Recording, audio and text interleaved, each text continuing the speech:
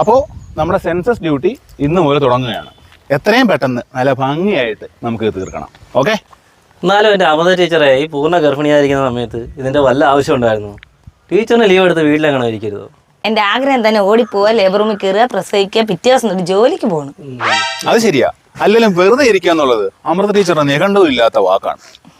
എന്റെ സാറേ, ഒരു അത്ലറ്റായി എനിക്ക് അടങ്ങിയിരിക്കാനേ പറ്റത്തില്ല. അറിയാം. അതെന്തേലും ആട്ടെ.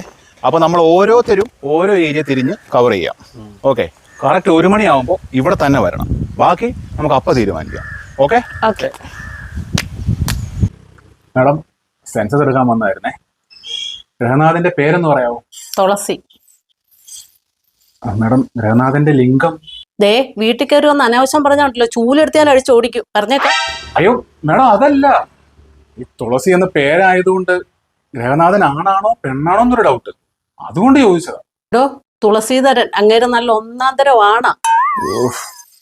ആദ്യത്തെ തന്നെ വള്ളിയാണല്ലോ. സാറേ ഈ കക്കൂസൊക്കെ 2-3 ദിവസമായി ഇച്ചിരി പ്രശ്നമാവാനെ. എന്ത്? അല്ല, ഈ കക്കൂസിപ്പാന് വയറിനൊക്കെ എന്തോ ഒരു അസ്വസ്ഥത പോലെ. അയ്യോ സാറേ, അതല്ല, വീട്ടിൽ കക്കൂസൊക്കെ ഉണ്ടല്ലോ എന്ന് ചോദിച്ചതാ. ഓ, ഉണ്ട്. എൻ്റെ മോൻ എല്ലാ റൂമിലും ഓരോ കക്കൂസ് ഉണ്ടാക്കി വെച്ചിട്ടുണ്ട്. അതിന് മാത്രം ഒരു പഞ്ഞമില്ല. അപ്പൊ ഇവിടെ വേറെ ആരും ഇല്ലേ? വേറെ ആരും ഇല്ല മോളെ, ഞാൻ ഒറ്റയ്ക്കേ ഉള്ളൂ. അപ്പൊ വിവരങ്ങളൊക്കെ പറഞ്ഞു തന്നതിന് നന്ദി. ഞാൻ അങ്ങോട്ട്. നന്ദി മോള് കൈ വെച്ചു.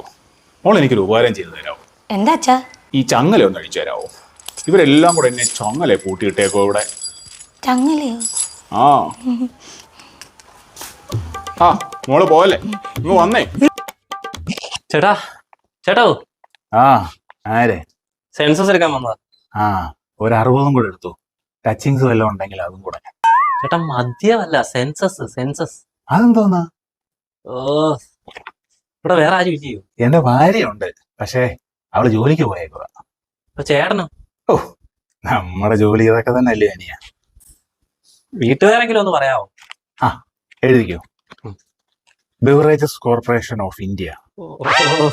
പോയിട്ട് പിന്നെ വരാം, അതാ എന്റെ ആരോഗ്യത്തിന് നല്ലത്. അപ്പൊ ശരി. അവിടെ നിന്നേ, എന്റെ പൊന്നനിയെ നീ ഇവിടം വരെ വന്നതല്ലേ, ഒരു പൈനുള്ള കാശ് തന്നിട്ട് പോയാ മതി. ഒന്ന് പോയാട്ടോ.